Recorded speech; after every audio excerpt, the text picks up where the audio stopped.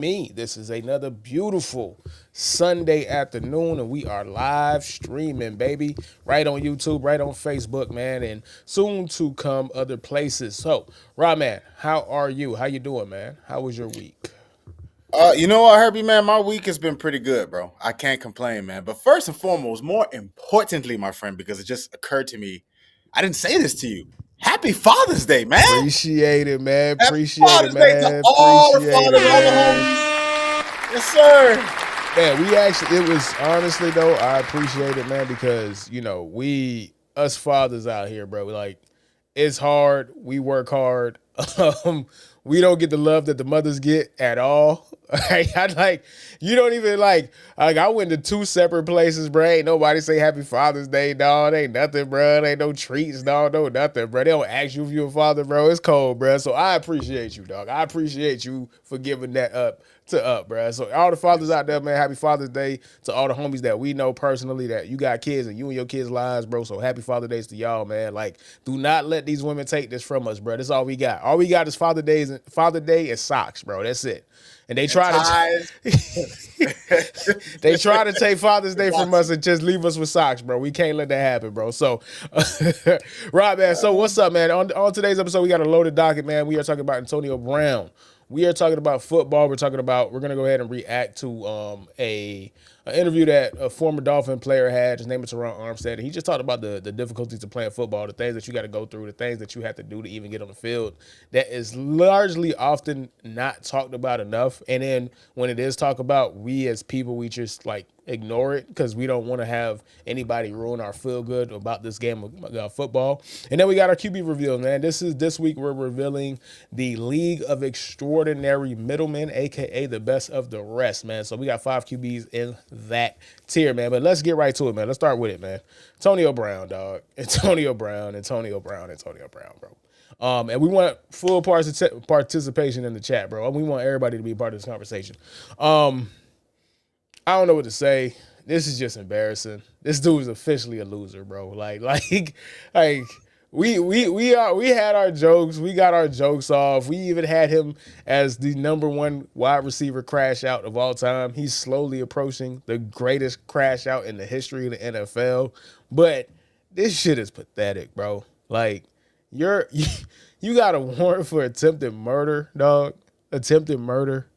Like, you're supposed to be in the Hall of Fame. You're supposed to have a bust outside of Canton, Ohio.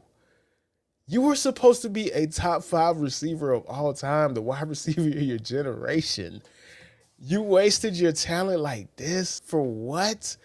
So you could go make rap songs with Little Pump? I don't understand, bruh. What am I missing, dog? Like, am I missing something, Ron? Help me understand this, bro.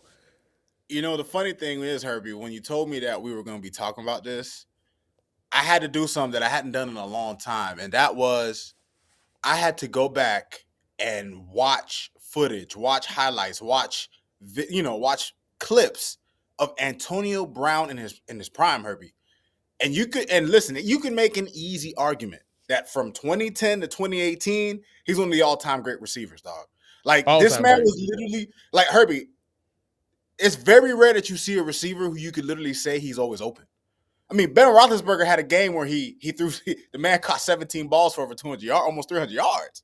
Like he was the definition of 7-Eleven, Herbie, always open. And to see the heights that he was at, a Hall of Fame trajectory, and to see where he is now, when you just think back to just how slowly he fell. Herbie, even Tom Brady and Bill couldn't save this nigga. Tom Brady and Bruce Arians, nobody could save this man, dog. And it's a sad, sad thing.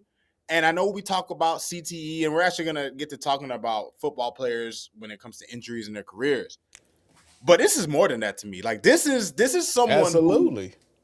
this is someone, Herbie, who just feels like he's not. And here's the thing, Herbie. When you listen to him talk about these things, he's never taking any accountability. He's always blaming everybody else, always pointing fingers at the world around him. And it's just like, hey, B, the common denominator is you. Like, you are the engine of chaos here. And this latest incident, Herbie, where you have video footage him looking like a fool. You taking gun away from a security, bro. You letting out shots, AB. That's what we really doing around here, dude. Somebody who is supposed to be a Hall of Famer.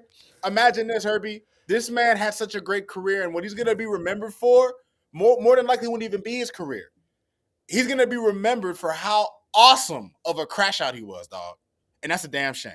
It's such a damn shame because of that, right? Like, beyond sports, beyond anything, right? Certain people are put on this planet to do exceptional things. Extraordinary, not extraordinary, extraordinary things.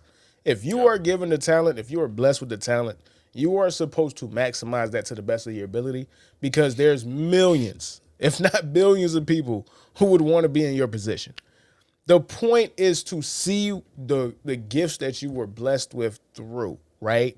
And to your CTE point, fuck out of here, dog. Like, I don't know what's going on in his head. I don't know if that shit is scrambled eggs or not, but we can't keep shooting this dude bail. He's not the only dude who had suffered some CTE. Like, we seen Junior Seau unfortunately take his own life. We seen other football players have situations, but Junior Seau was never in the news like this. That's why it was so sudden when he took his life. We didn't know how depressed he was. We didn't know what was going on with him on a personal level. We see this play out all fucking day. There's plenty of people in Antonio Brown's life to tell him, hey, bro, you tripping. He just don't care. And the reason why I don't want to just shoot this shit to CTE is because this goes back to when he was in college. Why do you think he ended up in Central Michigan in the first place? Somebody as talented as him ends up in Central Michigan? Because he was an asshole in high school. Remember, Ryan Clark, when he was a rookie, his rookie year in rookie minicamp, went upstairs to ownership and said, you can't pay him. Don't give him a contract. If you give him a contract, you're going to create a monster. It was evident from his first time in the league that this is who he's always been, bruh. Like, do you understand what it would take for Ryan Clark, who clearly is not some dude, no bitch-ass dude would do that to anybody else, for Ryan Clark to go upstairs and not mind his own business and go to ownership, go to the Rooney family and say, you can't give him a contract. Do not give that young man a contract. That is insane. So, no, I don't want to blame CT. No, I don't want to blame Devontae Burfitt hit. I don't want to do that, right? Like, the signs were always there. And we from the crib, we know where he's from. We know why he act like this. He is such a Miami nigga to the core. He is a North Miami nigga. This is who North Miami niggas are. Nah, he's taking it to a whole nother level too, though. Bro. He's taking it to a whole nother level. It's like,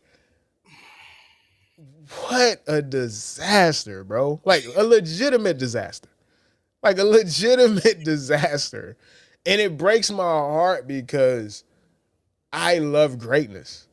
That's why we do this podcast for, so we can celebrate greatness, so we can celebrate these incredible athletes, right? Like, we could give them their flowers when they deserve it. There was nothing like watching Antonio Tony Tap, Mr. Toe Tap Brown. Special. This is the man who gave Jalen Ramsey the blues and Jalen Ramsey prime. Gave Patrick Peterson the blues. Gave Stephon Gilmore the blues. But the man was damn near unguardable, dog. He was damn near unguardable.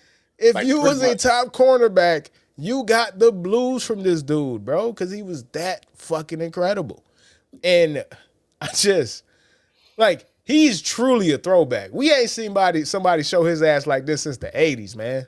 This is like Michael Irvin's 90s coke level, right? But you can get away with doing shit like that in the 90s and the 80s, bro. You can't do that in 2025, bro. No. Too many eyeballs, too many phones, too many cameras, too much social media. You can't be a 90s football player in the 2025, in the 2020s. You can't do that. You got to move with some type of coof, some type of decorum, dog. Oh my God, bro.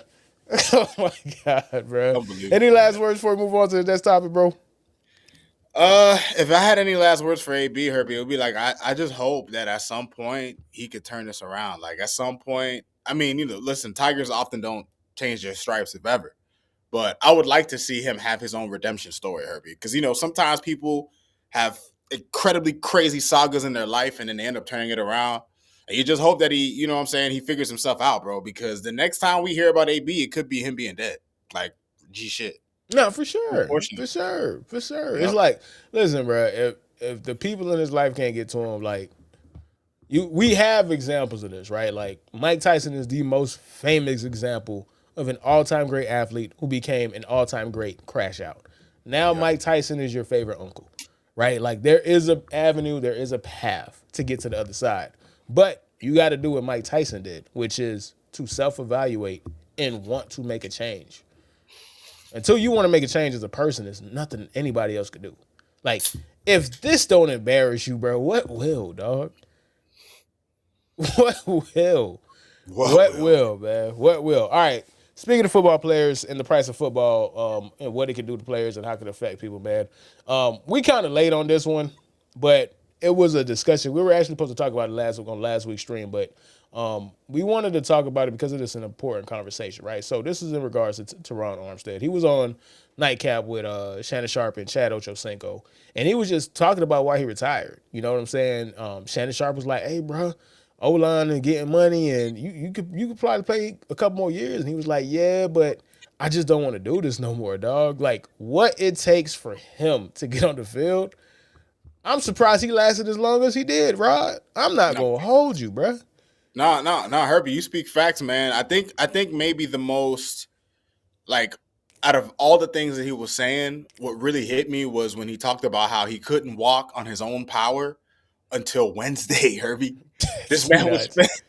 this man would play Sunday football on pain medication. So this boy was on Vicodin. This boy was on oxys, just blocking Herbie. And after the game, he couldn't feel anything. He was numb, and he was so numb that he couldn't even feel his legs until maybe Monday. And then he couldn't walk. Like, imagine, and him walking on his own power, Herbie, is like a slug, right? Like, this is a man who could barely move as it is. And it just speaks to, and it just goes to show, Herbie. And I know that when it comes to athletes, especially, pro athletes in the NFL, NBA, baseball, you name it, there's a lot of lack of empathy that people often have, and it makes sense, right? Like, me and you, we both work regular jobs. Majority of the people who will listen to this podcast will work regular jobs, or they have their own businesses, but we're all busy. So, and nobody is there to feel sorry for us, and nobody is there to look at what we do. But listen, man, like, these athletes, man, they make a lot of sacrifices, Herbie. And we spoke about Junior Seau just recently.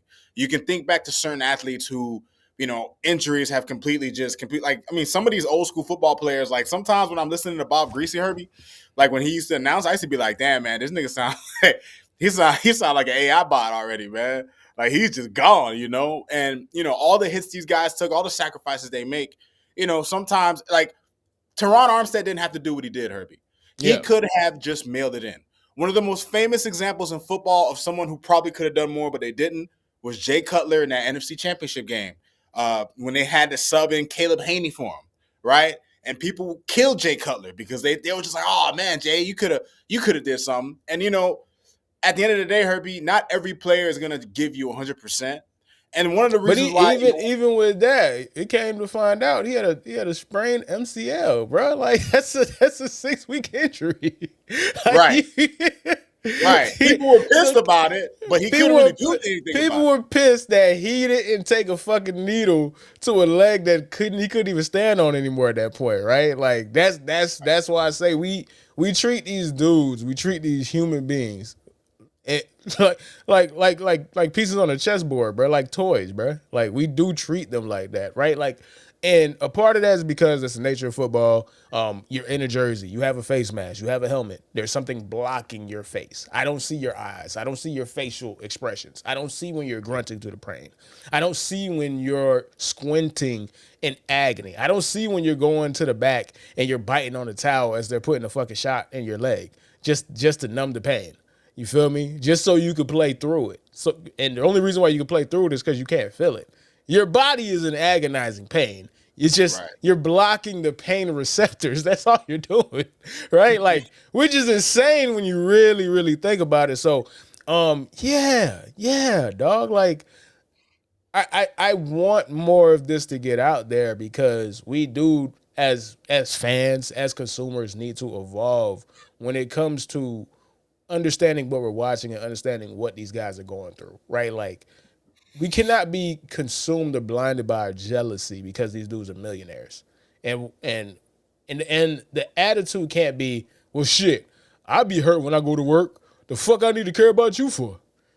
I don't know, just to be a decent human being, bro. Like just to be a decent human being, just have empathy, understand, like, hey, money is not gonna make the pain go away. No matter what your job is, no matter what your career is, no matter what avenue that you're doing to make money, money is not going to make the pain go away.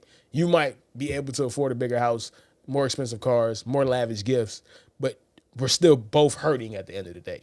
And more money, more problems, man. That's what they and say. Just to highlight it, right? Like, and to reinforce what you're saying, I got his quote right here. This is the quote. I've been dealing with the knee injury since my 3rd year in the league. I didn't see a practice field at all, and not because I didn't want to or the Dolphins just wanted me to rest. It's like I literally couldn't walk.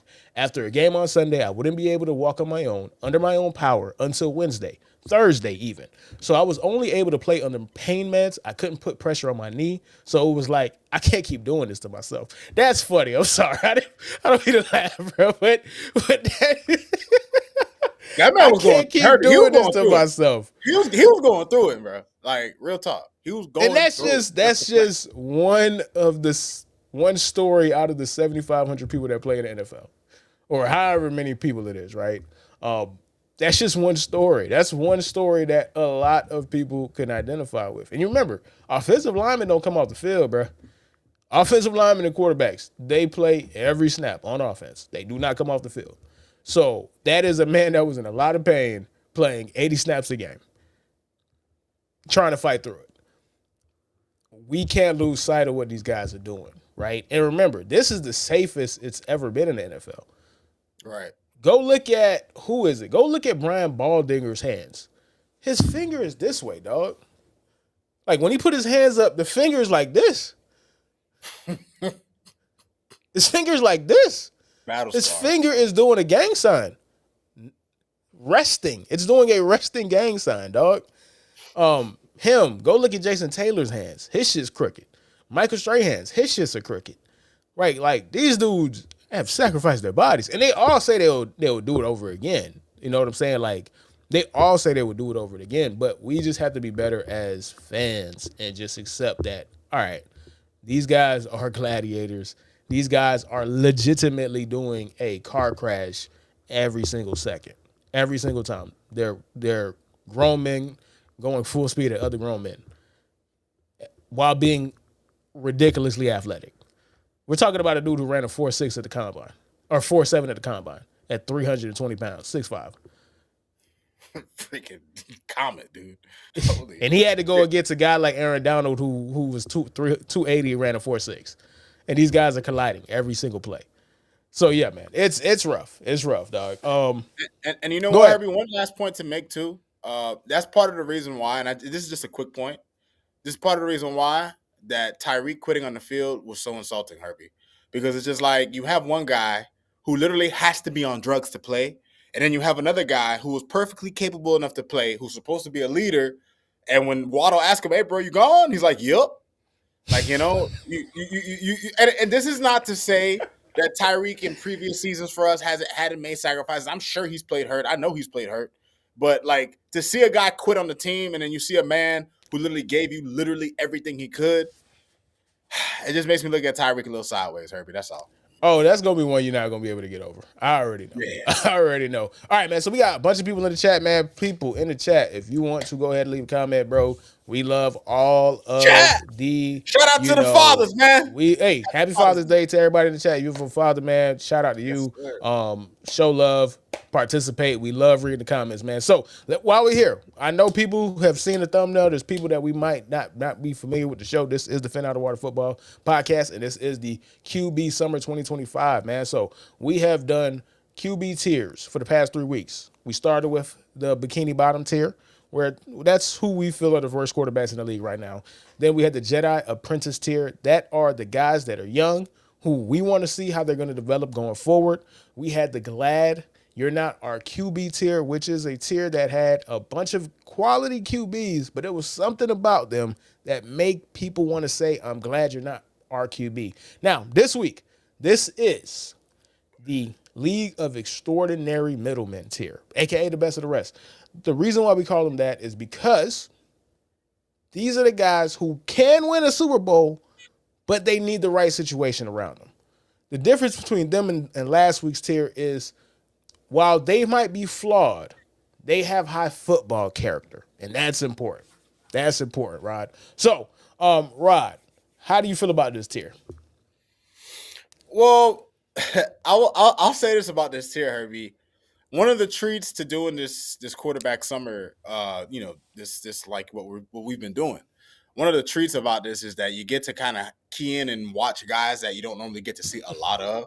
Mm-hmm. And it's funny because, Herbie, some of these guys, especially last season, probably have like a certain perception that might be unfair.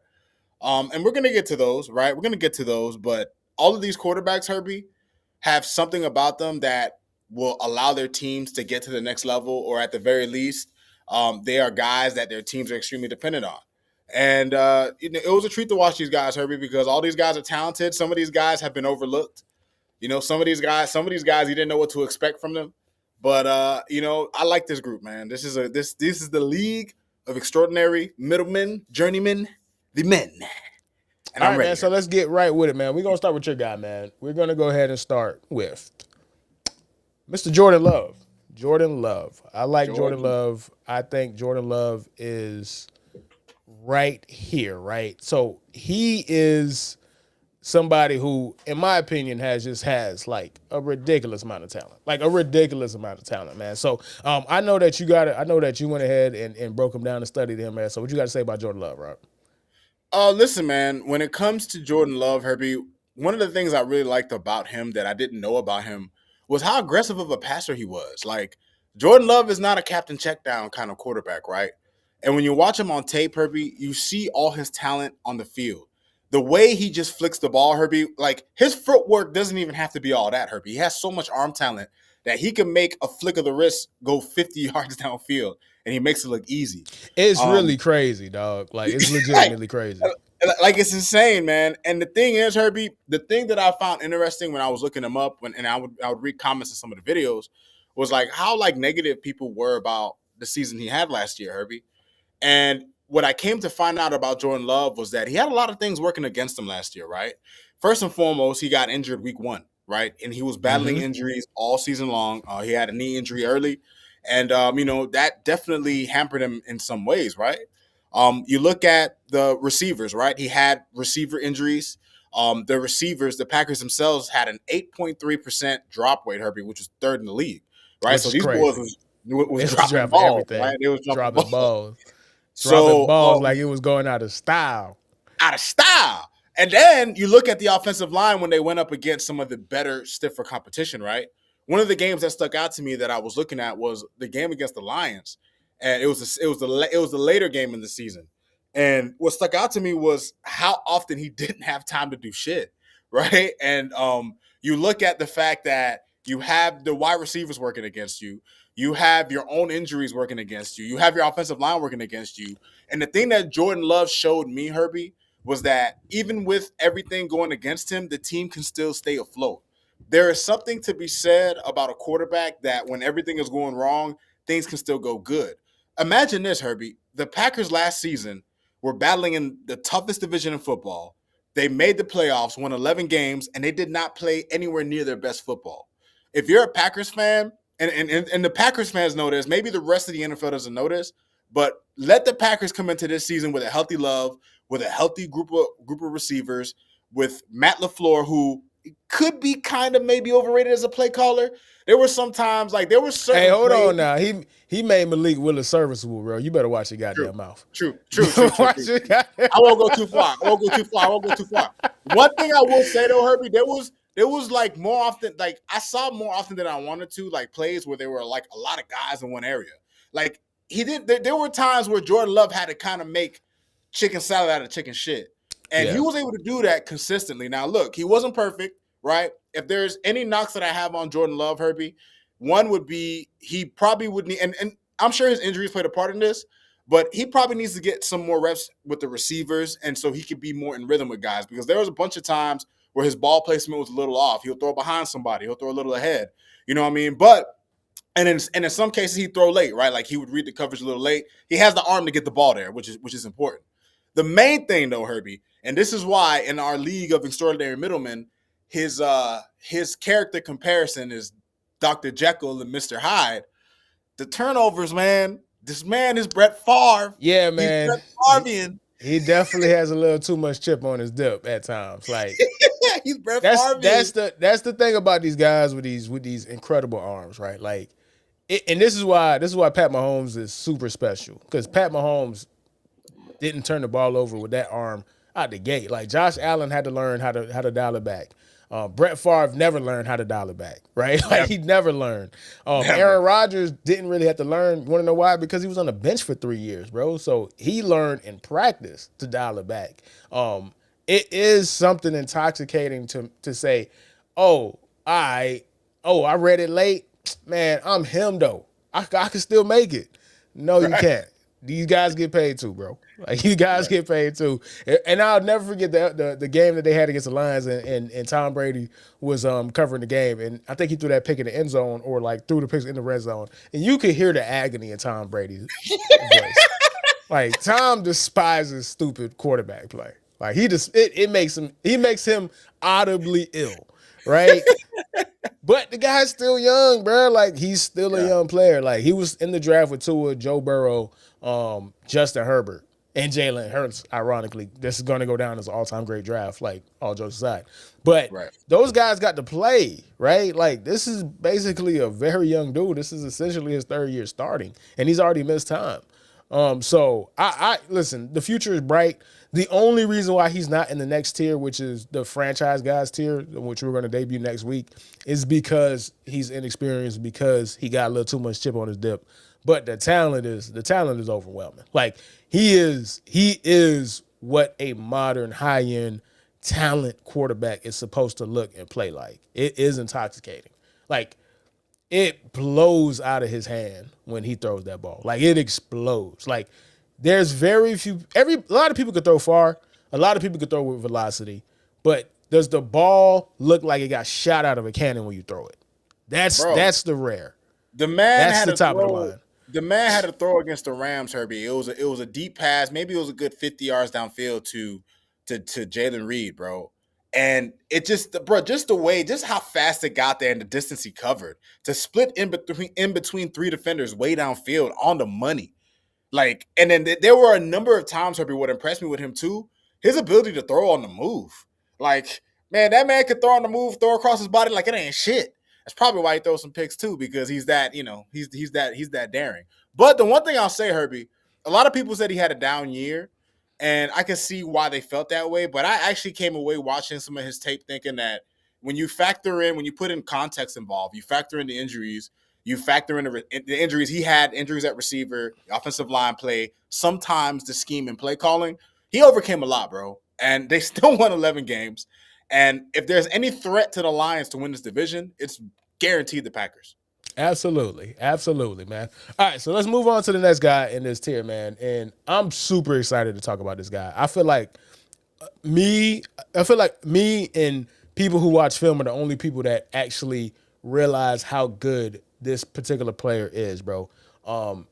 Geno Smith, man. Geno Smith is so effing good at football. He's so effing good at being a quarterback.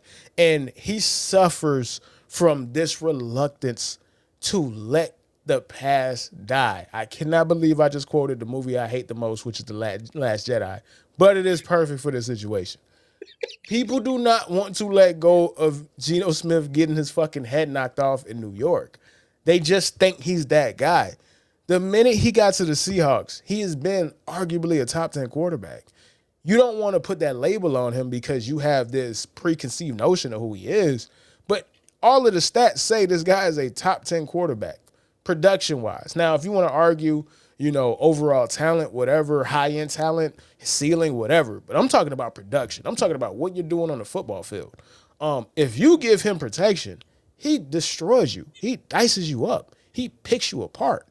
I'm calling him the Raider of the Lost Ark or Raider of the Lost Art. Art being pocket passing. Like this idea that you got to be mobile, this idea that you got to be athletic, this idea that you got to be this and you got to have wheels and blah, blah, blah. No, that's for dudes who don't really know how to process and read defenses. People who don't know how to dissect what's going on. People who don't know how to have great pre-snap and post-snap awareness. If you got those talents, you could be a Joe Burrow and throw 40 touchdowns. You could be a Geno Smith and pick people apart. I'm going to just throw some stats at y'all, bro. Like, just to tell you how good he is when it comes to being a quarterback. Top 5 in completion percentage. Top 5 in completion percentage above expectation, which means that based on the throw, based on the difficulty of the throw, are you expected to complete it? He was top 5 in that. Top 5 in first downs. Number 4 in total passing yards. Number 1 in on-target throws. Number 1 in on-target percentage. Number 1 in bad throw percentage, which means he had the lowest percentage of bad throws in the NFL last year. He is objectively the most. He threw the ball a lot. Yeah. Which means that he is objectively, by every stat, the most accurate quarterback in the NFL. He is really, really, really, really, really freaking good. And people don't want to give it to him because all they see is Geno Smith, man, the guy who had his mouth wire shut, bro.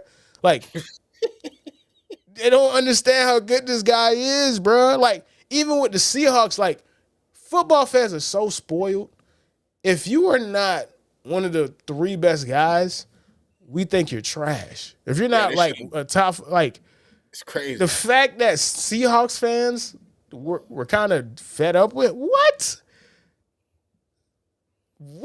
That dude is the reason why you guys were kept afloat for the past 3 seasons, bro. You guys would have been irrelevant if it wasn't for Geno Smith. Like, it is absurd. And I'm super excited to see what he's going to do on the fucking Raiders, dog, because the Raiders have been devoid of good quarterback play. Going back to Rich Gannon, Rodney.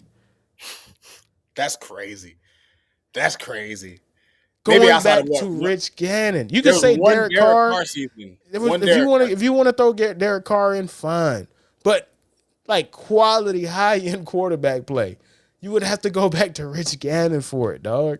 I think he's going to be amazing. I legitimately think he's going to have a great season. They have Brock Bowers. They have Ashton Genty. They have a new improved O-line. I'm really, really, really excited for what the Raiders are going to do with Geno Smith, man. For sure, man. All right, next up, man. You got your boy. Man. The guy we used to call Jared Goof. We can't call him Jared Goof no more. He has officially earned his name. He is Jared Goff, man. Talk to me about Jared Goff, man. I'm not going to lie. I'm so surprised that he's in this tier, bro. Like, talk about a glow up, man. Talk about a glow up. How we felt about him for the longest, right? And here's the thing, Herbie. My league comparison for him was Alan Quartermain, who, for those who are not familiar, he is the marksman, the sniper, the guy who's excellent with weaponry, part of the group. And one of the reasons why, on top of that I made him the comparison to Jared Goff is because he also has a redemption arc. See, Alan Quartermain is someone who is legendary in British lore, but deep down, he carries a lot of demons with him. He carries a lot of bodies with him. And when you look at Jared Goff, Herbie, Jared Goff also got some bodies too, right? When you consider the fact that he was the lead quarterback for a team that went to a Super Bowl and had just an outlandishly embarrassing performance. When you consider he only put up 3 points. Granted, you're going up against the greatest defensive mind in football history, right? But that's neither here nor there. So he becomes someone who gets cast away, right? I'm sure the Rams thought, "Ha, suckers, we're getting Stafford and you're getting our trash." And he has, Herbie, one of the most admirable redemption stories in football. And when I was looking through some of his film and I was taking notes on him, Herbie, I came away thinking to myself, like, damn, like, it is a beautiful thing to see somebody who at one point needed a walkie-talkie. At one point, he needed people to hold his hand. And then now, Herbie, he has grown into a surgical killer operator, right? You let me just give you his stats to start. He completed 72.4% of his passes, Herbie. Ridiculous. He had Ridiculous. he had 37 touchdowns, which ranked fourth in the league, only to just 12 interceptions. He averaged 272 yards a game, which was second in the league. Okay. He also had 8.6 yards per attempt, which was also second in the league. He was undoubtedly Herbie, one of the league's great. He was one of the league's grittiest pocket passers. He was someone who regularly, Herbie, would hang in the pocket and take hits, aka the anti Kyler Murray. Okay. He was extremely aggressive downfield. He was someone who was quick with his reads. He is someone who knows exactly where to go with the football, makes the best out of all the weapons he had. One of the main talents that he had when he was with the Rams, Herbie, was they loved putting him in play action. And the Lions created a perfect scheme with that because play action is something that he always excelled in, and he does the same in Detroit. But where he grew was as a drop back passer. And you see it in the way he played. You see that when you think about it, Herbie, Jared Goff, not in last year's playoff because he did struggle a bit against the Commanders, but then you got to put context too, right? The Lions were playing with a second string defense pretty much with like practice squad guys too, right? And they had a ton of injuries that they were dealing with.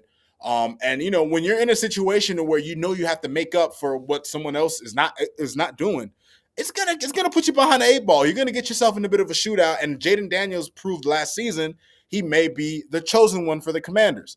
But you look at what Jared Goff did the year before when they went up against the Niners, Herbie, and that was a game where his teammates let him down. Like he made the throws that needed to be made, and his teammates let him down. Watching him in that game showed me that this is not the same Goff that we used to watch on the Rams. This is a guy that has tons of confidence now. This is a guy that the Lions, like, they can look at him and they can go, yo, we could win a Super Bowl with him. And Herbie, you got to think about that, Herbie. Jared Goff is someone that a team really believes they can win a Super Bowl with him, and they can. You see it on the film, Herbie. You see it. He doesn't have like a super cannon of an arm, but his accuracy is on point. His ability to play within rhythm is on point. And the Lions have an excellent cast around him. Now, the thing is, John, and shout out to Vic Newman, man. You basically you said something right when I was about to talk about Johnny Morton. Now, they don't have Ben Johnson anymore. And Ben Johnson was a big part of what they did. Now, from what I was reading, they're saying that they're going to keep a lot of the same elements that Ben Johnson used, right? But, who knows if Johnny Morton can have or can carry on the same creativity that a Ben Johnson does, right? And the awareness and the intuition. Right. It's a lot of so much of being a great offensive play caller is just trusting your gut, right? Like trusting your gut. And you can only get that with time and experience because the Ben Johnson that we got was the Ben Johnson that made the mistakes the years prior leading up to it, right? So if you lose Ben Johnson, you're obviously going to, take a step back. But if Jared Goff is who we think he is and deserves to be in this tier with the other guys that we have already highlighted, then he should be good enough to overcome that. He should be good enough to overcome that because at the end of the day, somebody could call a great play. You still got to make that pass. You still got to have that throw. You got to throw that timing, that anticipation, that understanding of the defense, that understanding of the leverage. You still have to do all of that. You could take Ben Johnson, but you can't take you can't take that skill set away. So we'll see. We'll see. Any last words that you want to get off of before we go to the next guy? The one thing I will say, Herbie, and this just adds on to the points that we just made. The Lions up, and we're going to talk about the divisions later on in the summer. But I just want to make a note of like what he has to deal with. The first 10 opponents that the Lions have next season, they are at Green Bay. They get Chicago. They're at Baltimore Monday night. They get Cleveland, which is a nice little break. Then they're at Cincinnati. They're at Kansas City. Tampa Bay on Monday night. They get Minnesota.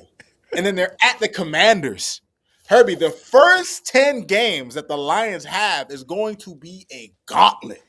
So Jared Goff is going to have to put on his big boy pants. But you know what, Herbie? I like the Lions' chances. It's going to be them and Green Bay, I think, mainly competing in that division, and in large part due to these two quarterbacks. Nah, for sure, man. So let's go ahead and get to the next guy, man. This is going to be somebody. I'm doing the research this thing, something became crystal clear when I did the research for Baker Mayfield, and when we had the decision to put Baker Mayfield in this tier. It let me know that the NFL has the audacity to try to shape the Baker Mayfield story as a redemption story. When that's just not the case, when that's not true, that's not actually what happened. Baker Mayfield, the story that we need to have in regards to him is the we are too quick to try to throw away good players story. People try to act like Baker Mayfield is this underdog who came out of nowhere when he threw 41 touchdowns last year. Baker Mayfield was always a good quarterback, guys. His rookie year, in 13 games starting, he threw for 27 touchdowns. Broke the rookie record at the time. In 13 games. In 13 games. His third year in the league, he threw for 28 touchdowns and 6 interceptions and took the Browns to the playoffs and won their first playoff game since 1994. Do you know what the Browns were in 1994? That means that was the Browns team that left for the Baltimore. So it was so long since they won that was the team that was there before they left Baltimore. They had to come back.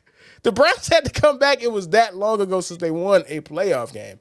Like, Baker Mayfield was always a good quarterback this entire time. He just needed to, one, believe in himself again. He needed that confidence. That last season, when he tried to play through that torn labrum, broke his confidence, had to deal with Odell Beckham's daddy talking crazy online, making highlight tapes, talking about, man, don't blame my son, blame they basically, essentially, and I'm paraphrasing, don't blame my son, blame their garbage ass quarterback. Why am I still my son bad quarterback? Yeah. Get the fuck out of here. But guys, I don't want the NFL to get away with this redemption story that they're trying to push because it's great. It's the easy story to push. Of course. You know, we love that. That's what Hollywood is made of. You know, the guy who, you know, lost it all and came back and did this and worked hard and showed you that hard work really pays off. No. Baker Mayfield was a Heisman winning quarterback. Baker Mayfield was the number 1 overall pick in the same draft that had Josh Allen and Lamar Jackson in it. He went number 1. He was always a good quarterback. The NFL threw him to the Wolves. The reason why he got thrown to the Wolves is because he was trying to do what we talked about earlier in regards to the Terron Armstead conversation. Play through the pain. Take the shot. Show grit. Show how tough he is. And it almost ruined his career. It absolutely changed the perception that we had of him.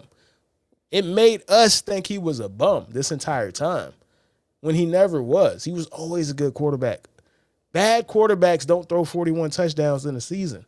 Hell nah. Hell no. In history, when does that ever happen? Never happened, dog. Never. That's not happening. You have to already have been good. The NFL has a terrible, terrible, terrible track record of feeding guys to the wolves unnecessarily fast. The rookie contract, the rookie wage scale has made it to where NFL teams don't care anymore. They don't care about development. They don't care about you improving. They don't care about seeing through the ugly years or the downtime or, you know, riding with you while you're trying to figure it out. You got 4 years. We need to identify if we're going to give you another contract in 3 of those 4 years. If we don't feel comfortable, you're out of here. You're done. That's it. You're done. Of course the Browns would throw away the guy that just threw 41 touchdowns. Of course they did. The guy that won them their first playoff game since 1994. Of course. Who else? And they were paid $233 million guaranteed to 11. And of course they gave the money they could have gave him to the freakiest man on the planet, bro. Of course. What is more Browns than that? What is more Browns than that? I don't want this to get lost. Like, let's just look at this man's stats, bro, last year, bro. 4,500 yards, 41 touchdowns, 7.2 touchdown percentage. He was awesome. 106 passer rating. Like, he was awesome last year, dog. Go watch the film. Whoever you want to watch. Like, you can watch QB School, watch Baker Mayfield on QB School. You can watch Kurt Basinger. Whoever. That dude was throwing lasers on time, back shoulder, throwing people open, protecting people from getting hit. Everything you want to do. This guy was never a bad quarterback. This is not a redemption story. Like this guy didn't fight back and work really hard. He got screwed over. And he worked at it, kept his head down, and got another opportunity, and he fucking balled out. So yeah, man, Baker Mayfield, man, super excited, bro. Like, he was fucking awesome, man. And last but not least, man, last guy in this tier, man. This is the one. This is the one. This could have been debated. He could have been in the last tier, but we put him in this tier because the contract that he had is so contract friendly that even if you don't like him, you can't say I'm glad that he's not our QB, man. And that guy is Brock Purdy, man. So, Rod, how do you feel about Brock Purdy heading into 2025? Well, I'm going to start off by just saying a couple stats about Brock Purdy, Herbie, because when I saw these, I was actually surprised because it just goes to show you, in part one, how good their team was, and two, how good he was, right? Because I don't try to separate those too much, but I'll explain why. Right. Because that's what everybody wants to do. Right. So since being a starter, Herbie, his passer rating in the league is 106.2, which ranks second in the league. He has thrown 62 passing touchdowns, which is seventh. He has a yards per attempt of 9 yards, which is first in the league. That's he insane. has passing yards per game, 256.7, seventh. Completion percentage, 67.7, seventh. Playoff wins. He has 4 playoff wins, which is tied for third in that span. And last season, despite the fact that the team went 6-11, he was seventh in QBR, not passer rating. He was seventh in QBR in 2024. Which, for those who don't know the difference, QBR it's probably a better metric to kind of rank quarterbacks by. Because it includes passing and rushing, and it includes how many sacks you take in negative plays. So it's way better than passer rating. Now look, Herbie. Now, mind you, last season, Christian McCaffrey dealt with injuries, right? During weeks 12 through 7, Brock Purdy's time to throw fell dramatically. He used to have, before the Trent Williams injury, he had 3.1 seconds to throw. It dropped all the way to 2.7. So, and listen, half a second in the NFL, Herbie, is a lot of time. I don't think people understand that. I have a quarterback that has to throw the ball in 2.5 seconds, so I get it, right? And I've noticed, Herbie, that when I was watching the tape, defenses were more inclined to play cover 2 because they didn't have the threat of McCaffrey, right? When you have McCaffrey in the box, Herbie, teams are going to play single high. They're going to load the box because they're terrified of that guy, right? So Brock Purdy was put in a tougher position, Herbie, but I don't want that to take away from the good that he does for the 49ers, right? And I've seen some people compare him to Jimmy Garoppolo, and I think that's a super unfair comparison. It's not. It's a stupid comparison. Completely. They didn't want Jimmy Garoppolo to throw. He threw 8 passes in a playoff win. Jimmy Garoppolo got to the point where they didn't even want him around, but they had nothing. They had no other choice. They had no other choice. If you compare Jimmy Garoppolo to Brock Purdy, you're just an idiot. I'm sorry. It's that simple. Herbie, it's 100%. And especially when you look at the fact that Purdy is someone who could actually run Shanahan's offense the way he wants it to run, right? He is someone who is accurate. He is someone who plays on time. He is someone who can anticipate. Brock Purdy, he doesn't get any credit for this, Herbie. Brock Purdy is not a quarterback that's like a sitting duck when the play breaks down. He actually scrambles. He actually runs out and makes plays.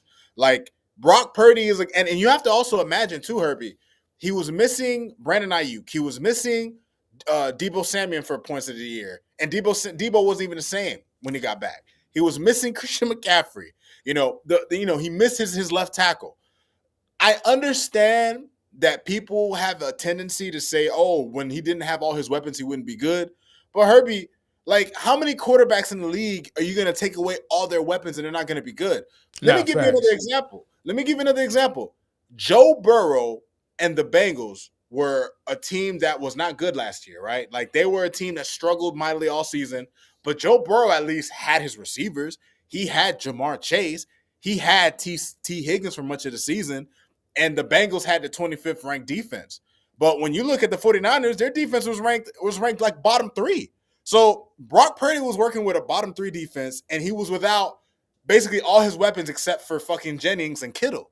So at the end of the day, Herbie, is like a quarterback still needs somebody to throw to. Yeah, like you facts. could be upset that he doesn't have the superstars that he has. That's not his fault. But when he is in the game and when he has capable talent, he has proven that he can take your team to a Super Bowl.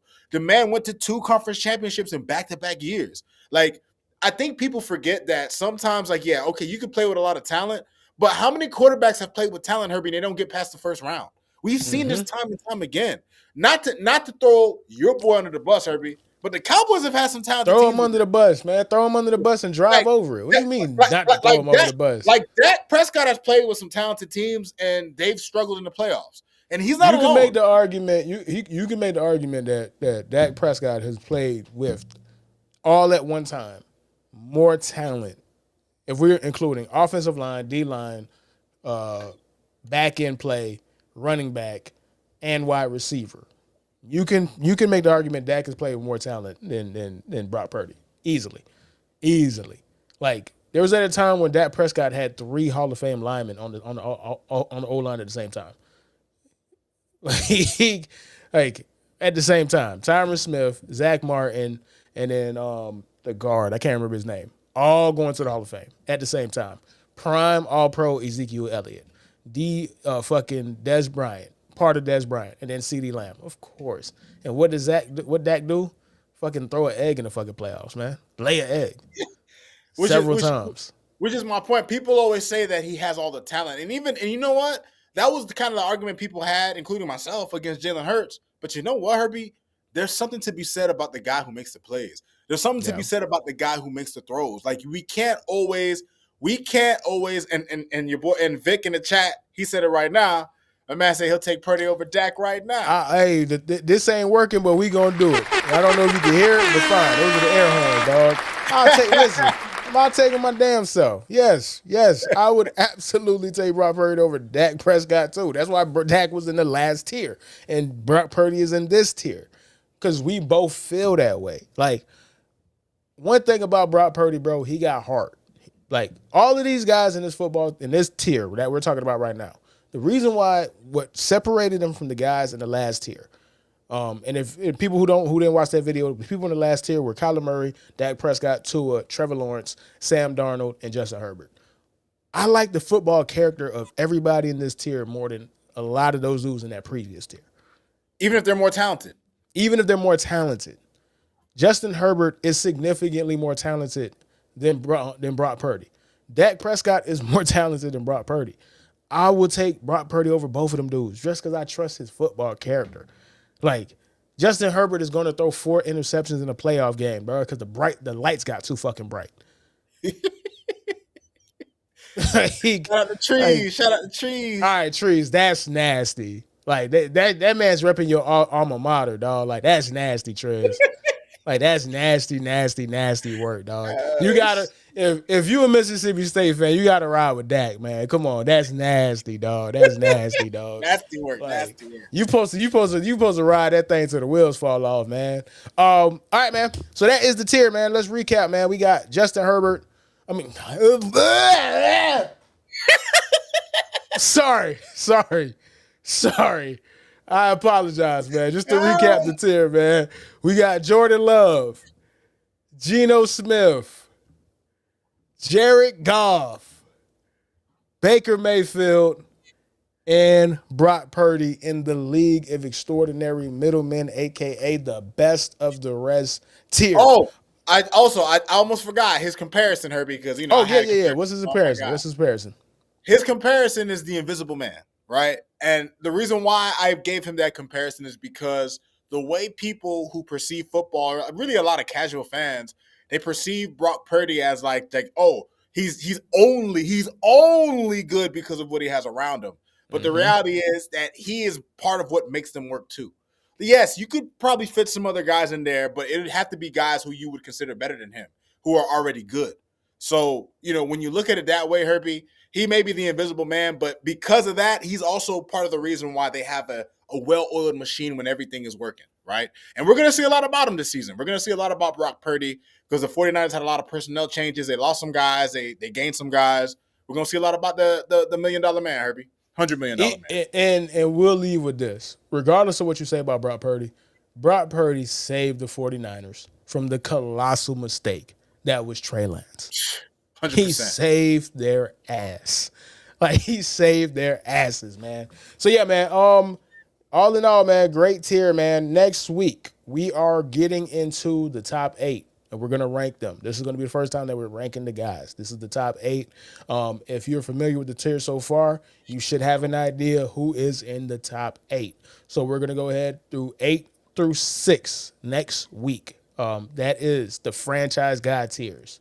The franchise guys tiers, and then we got Club Elite, and then we got King of the Hill. All right, man. Let's get up out of here, Rod. Oh, Hey, snap, Cap. Happy Father's Day, man. Happy Father's Day, my boy. Happy Father's Day, Cap, man. We appreciate you, bro. I'm so happy to see that thumbnail, man. I love the homies, man, who always here for us, bro. Oh, so the OGs happy Father's chat, Day, man. If you in the chat, and you're a father, bro. Happy Father's Day. Like we said at the start of the show, we can't let them women take this from us, bro. All we got is Father Days and socks. That's it, and maybe a steak. You feel me? And maybe a tie. A porterhouse steak, socks, tie, and Father's Day, bro. And they keep trying to take Father's Day from us, man. Don't let them do that, man. Happy Father's Day to all the homies, man. Appreciate it. We love y'all, man. Deuces.